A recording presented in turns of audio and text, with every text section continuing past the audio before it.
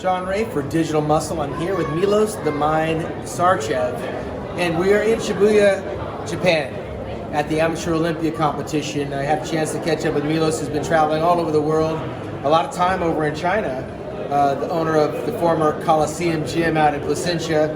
Milos, you've had a storied career because you've competed in like 100 professional shows. I competed 110 times, but only 72 professional shows. Okay. And at the time, that was the record until Vampire Dexter Jackson surpassed me. But yeah, for a while, I had a record at the time. How old were you when you retired? Your last competition? I was actually 39. 39 years old when you retired. Yeah. Dexter's still going at 50. Nobody's going to break that record. Nobody. I mean, Dexter's, and as you see, he's still competitive. I mean, this year, yeah, maybe he's still, a little bit, but he's still competitive. Yeah, you had an interesting career. I remember you came on the scene, I want to say, in the late 80s or early 90s as a pro. Early 90s as a pro, but you probably don't even remember 1989. I did the Orange County Master Classic, and you were in the audience, and actually gave me the trophy, and I was like, oh my God, this is Shawn Ray. And then, of course, I came to your gym, basically, and took over the gym. I started competing with you. Took over the old Gold's gym, which was the Powerhouse gym. Powerhouse gym, and then I converted into the Gold's, and then Coliseum gym. But, back in that time, you gave me some valuable advice, and that was, don't ever refuse a photo shoot. That's right. And, so I took this to heart, and then I did so many photo shoots, and I was all over the place. Covers of magazines, and then I got the opportunities. Yeah, I think the business of bodybuilding has to do with getting the footprint, making sure you get it documented, because there's not a lot of people that go to shows. So you got to make sure you have the pictures or the videos, because now you're posting a lot of pictures from the old magazines. In today's, if you were in the game for the last 5 years, you might not have ever bought a magazine. And you're finding these old pictures and you're putting them back out there for the first time. But that being said, you came from the old Yugoslavian. Yes. So that was kind of an awkward time coming out of that transition from Yugoslavia, Serbia, and all that. How did you get into bodybuilding? Well, you see, this is how probably all of us start. You get in some different sport, and then you have like strength training for that sport. I did judo, and as a part of strength and conditioning was weightlifting. And then by accident, I've seen some magazine laying around, and then I've seen the pictures of Surgeon of Ray, Arnold, Frank Zane. It's like, oh my God, human body can actually look like that. Don't forget that back in the time there was communistic country, that was very closed. We didn't. Training for body, making muscles, that was like unheard of. Right. But then when I've seen like, oh my God, man physique can look like that. Then I realized, and I asked myself a question, and I asked this question to thousands of people. When guys are saying, oh, you bodybuilders, muscle heads, I don't like muscles. You have the opportunity to be muscular, fat, or skinny. Don't tell me you're gonna choose anything other than muscular. Human body, man's body is supposed to be muscular, in shape. So after I saw Arnold, I decided, okay, this is really what I want to do. Did you see Arnold in person or in a magazine? No, just in the magazine. I never seen, of course. Even that was a rarity. By accident, somebody had that magazine.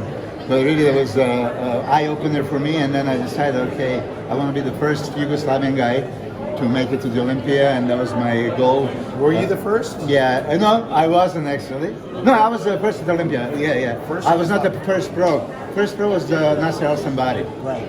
And you guys were good friends back in the day, training with each other, lived with each other. Yeah. I mean, I lived with Sonny Schmidt. Oh, that's right. But in 1994, Nasser Al-Sambari came to San Diego, and then we started training for a while. You kicked him into the pros. Yeah, I mean that's when he really became a very competitive and Olympic contender. But I made it. Interestingly, I didn't really believe it. 1991, I was only preparing for 17 days, for San Jose Pro Invitational. My father had a stroke. I was back in Serbia, Yugoslavia still, and then after he recovered and told me, okay, you can go. You don't need to stay here. I had 17 days to prepare, and I lived in San Diego. That was close. I said, okay, let me just, test the waters. But I just wanted to be on the stage, and maybe be lucky enough to stand next to some, high-level pro. And there was John Brown, my idol back in the time, that was competing. There was Albert Backless, and I was just there, happy to be on stage. Like most of us at the beginning. Yeah, and then I actually got the first call out. I won a signature round and I placed top 3 and I qualified for Olympia. So that's when you knew you could actually do the business of bodybuilding. Yeah, I mean, yes, I gave myself a 5-year plan before I came to the United States, 87. I wanted in 5 years to win Miss Universe, turn professional, qualify for Mr. Olympia, and make a living of bodybuilding. And let's slow down. You're going way too fast. Let's back up. Was Nasser Yugoslavian? Yeah, his mother is Yugoslavian, father is Egyptian, but he competed as a Yugoslavian competitor. Okay. So if you see, IBB list of competitors, he's coming from Yugoslavia, yes. Okay, now we can fast forward. So then you did all these competitions, you turned pro, traveled the world, then you got into this whole training thing, and your training style is notorious. I mean, you've been working with a lot of great athletes. Obviously, he and Todd are the promoter of this show. He's just one of the many. Are you a better coach than you were an athlete? Because it seems like a lot of people gravitate to your style of training. Yeah, so now, let me say it honestly. I was maybe unlucky to compete with you in your era. A lot of guys. In the 1990s when there was Shawn and Kevin and Flex and Dorian and Nasser and Lee Priest and Christopher Mier, Paul Gillette. I mean, it was very, very deep. So me going into the show, I know that at best I could look for a top 10. Right. So at the time, I didn't really even have that winner's mentality that, okay, let me just push a little bit further. But I developed my style of training and contest preparation. You probably, like me, you never competed out of, 1988 at first Olympia. I say you were not really. Yeah, but even let me remind that even your condition back there, we would beat many Olympia competitors this year. You're just off for that time. I was, but I'd still beat Albert Beckles. I beat Robbie Robinson. I took out a few guys and then yeah. So I never really competed out of shape. So I did 72 pro shows, and then I started preparing other guys. Like you said, Nasser was actually the first guy that I prepared. Help him out, and if you see from 94 to 95 jump that he made. Let me ask you some questions about that, because a lot of people want to know what was going on in the 90s. So coming out of the 80s, Lee Haney was like the biggest thing that we had seen as Mr. Olympia, and then suddenly got into the 90s, and like 1991, 92, things started to change with the arrival of Dorian Yates. Then we started hearing things about the growth hormone, and we started hearing things about insulin, and the dynamic of the sport seem to change. They don't call you Milos the Mind for nothing. You dove in and discovered, experimented, and found out some things that a lot of bodybuilders gravitated towards you for to help share the knowledge. What did you find in the 90s that was beneficial to the bodybuilders? Because they also changed in the 90s for the worst. Yes. Well, you see, this is, as you said, Dorian Yates arrived in 1993 being a monster. I mean, I always gravitated towards your look, Kevin Lebroni, Flex Wheeler. Artists. Yeah, bodybuilding is not just about the size. And I think really that judges were so confused when Dorian stepped on the stage. I mean, he was top condition, he was muscular, he wasn't lacking anything. So they let's vote it for him. But still, you and the Flex could have beat him. Even 1993 was just like overwhelming mass that stepped on the stage.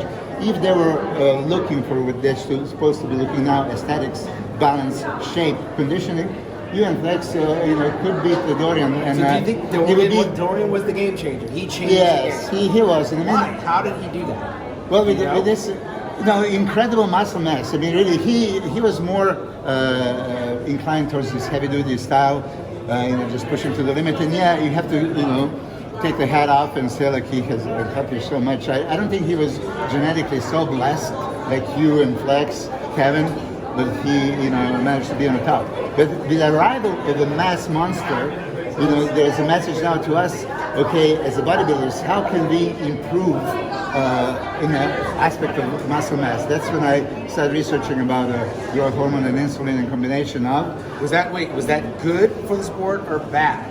Well, I would say, right now they say like I'm the worst thing that happened to bodybuilding, me and Dorian, because I introduced insulin, and then a lot of people nowadays they're contributing bloated guts to the insulin and GH. Is that the reason mostly? Yes, okay. It's incorrect usage.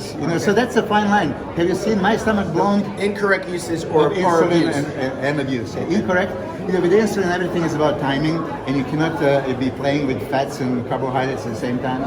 Insulin is not selective; it's going to store into the tissues both glucose, amino acids, but also triglycerides.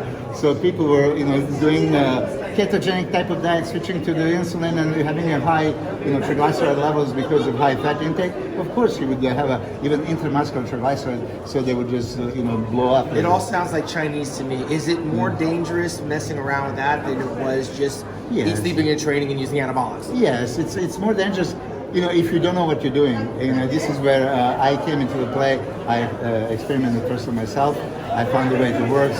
As you see, Nasser from 1994, average top 10 Olympia contender, became a top 3 Olympia contender next year, or won. But what happened to Nasser? Because towards the end of Nasser's career, he couldn't bust a grape. He couldn't make the top 10 of a regular pro show, whereas he once was a number 2 bodybuilder in the world in '97. Yes, he was a top contender since 1995, really. Overusage? Yeah, overusage, and then it catch up with you. You have to know how to cycle window. it.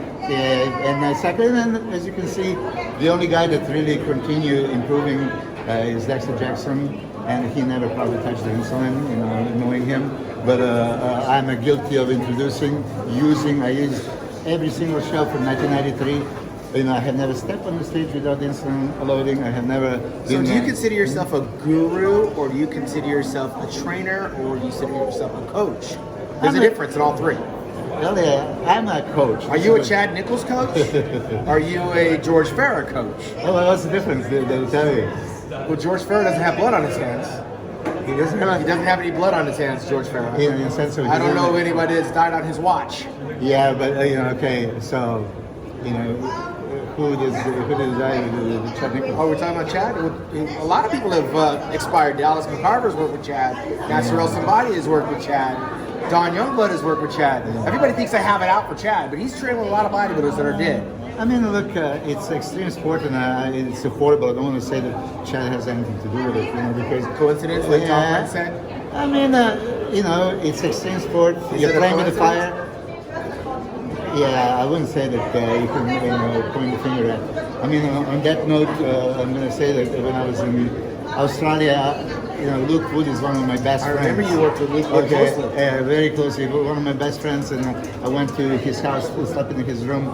His brother let me in, and there was some rumors that, I'm guilty for his death with that, and then. Sonny Schmidt was your roommate.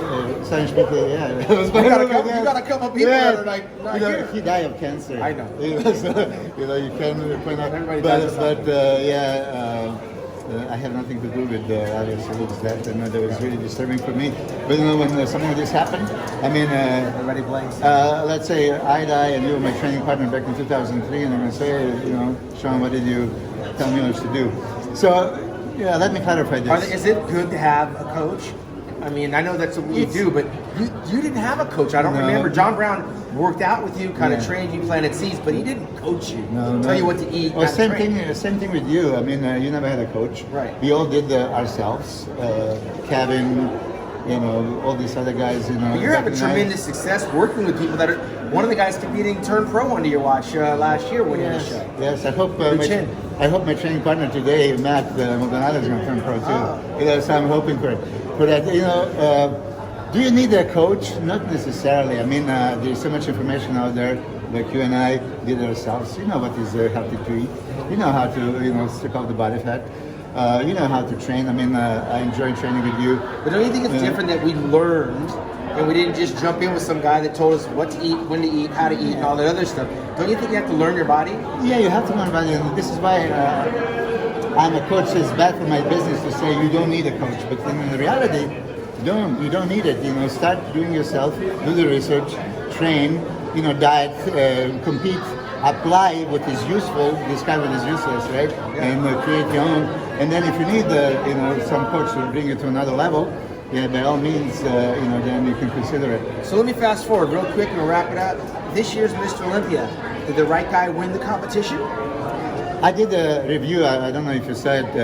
Look, Brandon Currie has the best physique. If I want to look like anybody, I would want to look like Brandon Currie. He has a tremendous aesthetics, V-taper, extreme, but he was lacking in the leg department. So if I start judging his balances first, he didn't have a balanced physique. His upper body was overpowering his lower. Then if you look for conditioning, he wasn't in condition that Mr. Olympia should be on the stage when you win Sandra Trophy. Was anyone? Hadi Chapman was, I think, most complete and most striated, most conditioned. He was lacking back double biceps, and that's it. Everything else was super competitive. So let's fast forward because it sets the stage for next year. Adi comes back, Brandon comes back, then you throw in there potentially Phil Heath, maybe a Shawn Ray. Yes. Is this a contest that's very slippery? Like, there's nobody that's holding on to it for the next 5 years? Yeah, nobody's holding on, but I do think if Phil Heath comes back, he's going to come back to the vengeance and win that. I mean, if you see the pictures today from wherever he is with Hadi Chapman, he made Hadi looks like... He's over in India right now, yes. Yeah, he looked like middleweight. I mean, so let's face it, the gift, Phil Heath has the best... It factor. 3D, round muscle bellies. I mean, back double biceps out of this world. Legs are crazy. Can he beat James Flex Lewis? That's the question. If he jumps into the open, Flex Lewis, can he beat Phil Heath? I'm friends with Flex, but Flex at his best and Phil at his best. Phil beats him. All right, we're gonna have to wrap this up. Sorry, We're gonna have to go to part 2. He's got Phil Heath next year. Well, we'll see. It could get very interesting, but right now we're in Shibuya, Japan, at the Amateur Olympia. Milos the Mind, if someone wants to get a hold of you for coaching, what do they do? Hey, go on Instagram, Milos Sarcev, or Facebook. It's nowadays, people are saying, "Oh, Milos, I couldn't get a hold of you." I'm like, what do you mean you can't get a hold of me? There's social media. Like, if I don't know how to find you, I would just type in Shawn Ray, and that's how I would find you. Same thing with me. It's Milos Sarcev, Milos Sarcev. And you can get me on Instagram or Facebook. Hiding in plain sight, Milos the Mind Sarcev. Digital Muscle Media. I'm Shawn Ray.